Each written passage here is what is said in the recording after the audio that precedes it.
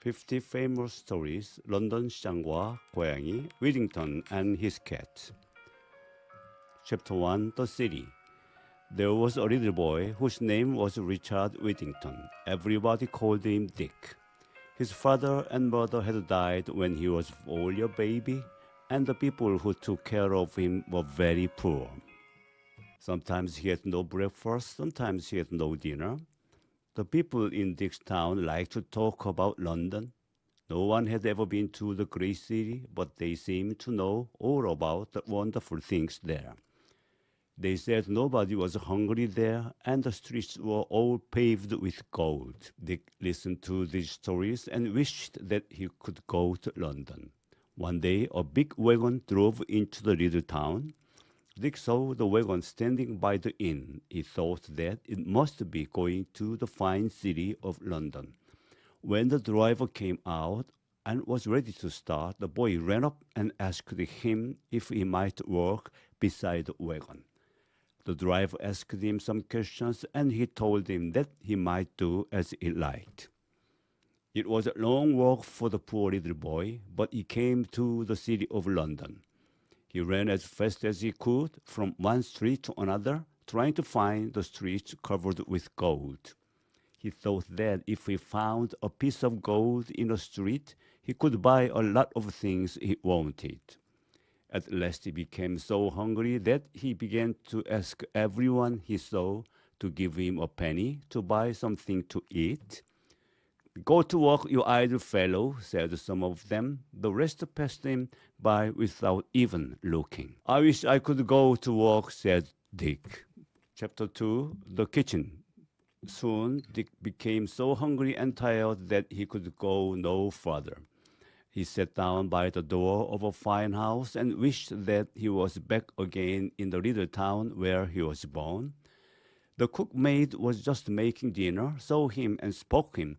"What are you doing there, you little beggar? If you don't get away quick, I'll throw a pan of hot dishwater all over you. Then I guess you will jump." Just at that time, Mr. Fitzwarren, the master of the house, saw the wrecked little fellow at his door and said to him, "My boy, what are you doing here? I'm afraid you are a lazy fellow and that you won't live without work." "No, no," said Dick. "I would like to work if I could find anything to do, but I do not know anybody in this town, and I have not eaten anything for a long time." "Poor little fellow," said Mr. Fitzwarren. "Come in, and I'll see what I can do for you." And he ordered the cook to give the boy a good dinner and then to find some light work for him to do. Little Dick would have been very happy in the new home, but the only catch was the angry cook. "You are my boy now, and so you must do as I tell you. Look sharp there.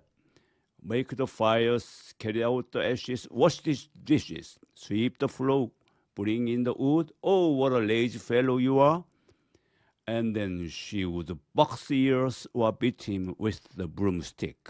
At last, little Alice, the master's daughter, saw how he was treated, and she told the cook she would be fired if she was not kinder to the boy. After that, Dick had an easier time of it, but his troubles were not over yet. His bed was in the attic at the top of the house. There were many holes in the floor and walls, and every night a great number of rats and mice came in, and they bothered Dick. But he did not know what to do. One day a gentleman gave him a penny for cleaning his shoes, and he made up his mind that he would buy a cat with it. The very next morning he met a girl who was carrying a cat in her arms, and he bought the cat from her. Dick hid his cat in the attic, and every day he carried a part of his dinner to her. Soon she had driven all the rats and mice away, and then Dick could sleep well every night. Chapter 3, The Venture. Mr. Fitzwarren had a ship. She was about to start on a voyage across the sea. It was loaded with goods, and they were to be sold in lands far away. Mr. Fitzwarren wanted his servants to have a chance to make some money. So asked them if they had anything they would like to send out on a ship to sell. Everyone had something to send but Dick, and as he had neither money nor goods, he stayed in the kitchen. Little Alice guessed why he did not come, and so she said to her father, "Poor Dick should have a chance too. Here is some of my own money that you may put in for him." "No, no, my child," said Mr. Fitzwarren. "He must risk something of his own." And then he called very loudly, "Here, Dick, what are you going to send out on a ship?" Dick heard him and came into the room. "I have nothing in the world but a cat," he said. "I bought her some time ago for a penny." "Bring me your cat, then, my boy," said Mr. Fitzwarren, "and let her go out. Who knows, maybe she will bring you some profit." Dick, with tears in his eyes, carried his poor cat down to the ship and gave her to the captain. Everybody laughed at this strange venture, but little Alice felt sorry for him and gave him money to buy another cat. After that, the cook was worse than before. She made fun of him for sending his cat to sea. She would say, "Do you think that cat will sell for enough money to buy a stick to beat you?" At last Dick could not stand her abuse any longer, and he made his mind to go back to his old home in a little country town.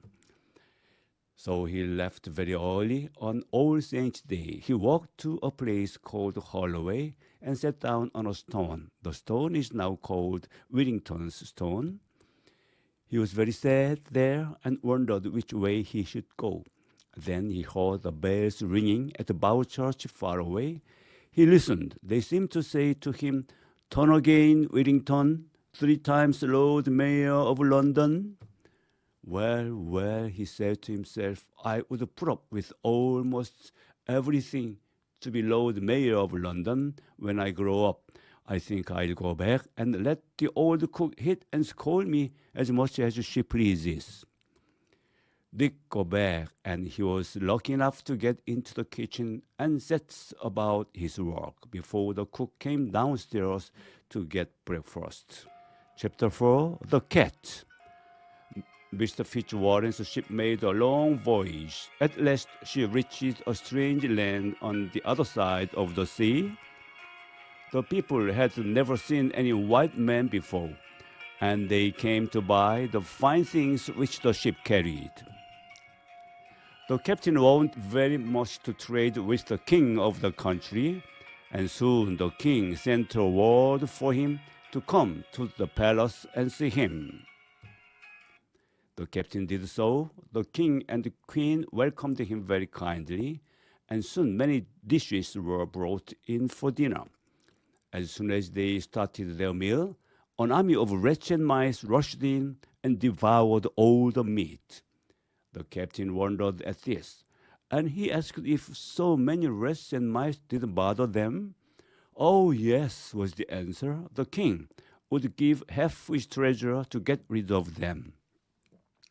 The captain jumped for joy. He remembered the cats which little Whittington had sent on the ship, and he told the king that he had a little creature on board could get rid of them. Now the king jumped for joy. "Bring me the creature," he said. "If she will do what you say, I will load your ship with gold." The captain pretended to be very sorry to part with the cat, but at last he went down to the ship to get her. The king and queen ordered another dinner ready. The captain reached the palace with the cat under his arm, just in time to see the table crowded with rats. The cat jumped upon them. Most of them were soon dead on the floor. The rest had run away to their holes. They didn't dare to come out again. The king had never been so glad in his life, and the queen asked that the creature should be brought to her. The king offered the captain to buy all the goods they carried in, and then the king paid 10 times as much for the cat as he did for all other goods on board.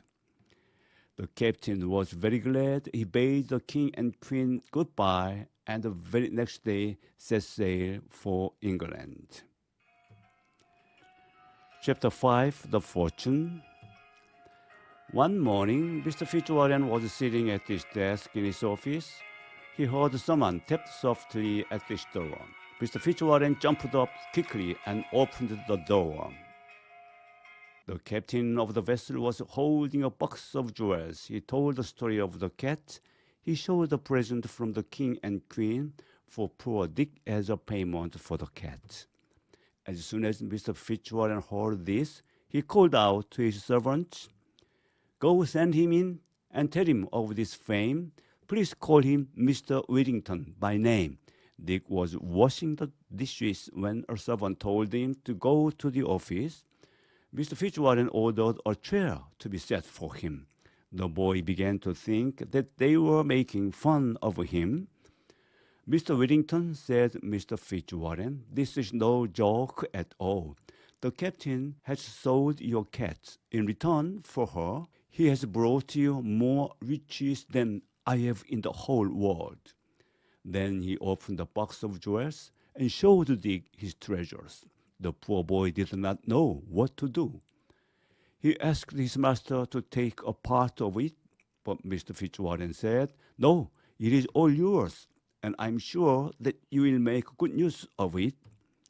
Dick then offered some of his jewels to his mistress and little Alice. They thanked him, but wished him to keep his riches for himself.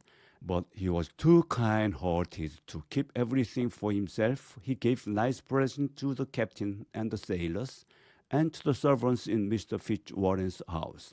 He even remembered the cross old cook. After that, Whittington washed his face, he curled his hair, he wore a nice suit of clothes. He became one of the handsomest young men in London. Some time after that, there was a fine wedding at the finest church in London. Miss Alice became the wife of Mr. Richard Whittington. The mayor was there, and so were the great judges and the sheriffs and many rich merchants. Everybody was very happy, and Richard Whittington became a great merchant and was one of the foremost men in London. He became sheriff of the city and the mayor 3 times. King Henry V made him a knight.